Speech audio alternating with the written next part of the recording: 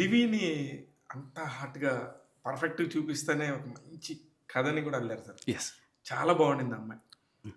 ఎలా ఎలా సెలెక్ట్ చేసుకున్నారు? Who is the person? Audition sir. ఆడిషనే. ఆ అమ్మాయి ఇందాక మీరన్నట్టు అమ్మాయి చాలా బ్యూటిఫుల్ అన్నారు. ఆ అమ్మాయి నిజంగా చాలా అందంగా ఉంటది. హ్మ్. ఇది నేను మీరు కాదు. ఆల్రెడీ ఆంధ్ర జనాలందరూ తెలుగు వాళ్ళందరూ చెప్పేసారు అమ్మాయి అన్నట్టు. ద ఛాలెంజ్ మీకు అందమైన అమ్మాయిని ఇచ్చినప్పుడు, హ్మ్. అప్పుడు మీ దగ్గర ఛాలెంజ్ ఉంటది. ఇప్పుడు దీన్ని ఏం చూపిస్తావు? దునియా అందరూ దీన్ని ఫుల్ బ్యూటిఫుల్ చూసేసిందిరా భయ్. హ్మ్. రైట్? ఇప్పుడు మీరు అనుకుంటారు ఇప్పుడు ఈడు ఏం చేసి చూపించగలడు దీన్ని ఇంతకన్నా అందంగా? అమ్మాయి ట్రైబల్‌గా 'లాంబా సింగ్' అనే సినిమాలో కూడా చేసేసింది. ఆ! ఆల్రెడీ ఈ అమ్మాయి ట్రైబల్‌గా చేసింది. ఆల్రెడీ ఈ అమ్మాయి అందగత్తే.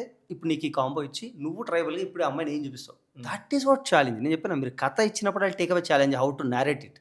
మీరు అమ్మాయిని సార్ నేను ప్రతి అమ్మాయిని నా లెన్స్ నుంచి చూసాట. నా కళ్ళతోని చూడండి వేరే లెవెల్ ఉంటారు సార్ అమ్మాయిలు. హ్మ్. వేరే లెవెల్. నేను ఆ వేరే లెవెల్ చూపిస్తా. అంటే నేను చూస్తున్నట్టుగా మీకు చూపిస్తాను సార్. హ్మ్. రామ్ గోపాల్ వర్మ గారిలాగా ఉన్నారుగా. సార్ అమ్మాయిల విషయం. సార్ నేను అలా అనలేదు సార్. అంటే బ్యూటిఫుల్‌గా చూపిస్తాను. అదే ఇంక ఆయన ప్రపంచంలో ఈ భూప్రపంచంలో అందమైనది ఏంటంటే అమ్మాయి అంటాడు. ట్రూ. లేదు నేచర్ అమ్మాయి. ఓకే. ఓకే. ఆయన నేచర్‌ని కూడా అందులోనే చూసుకుంటాడు. మనం చూడలేం అంతే తేడా.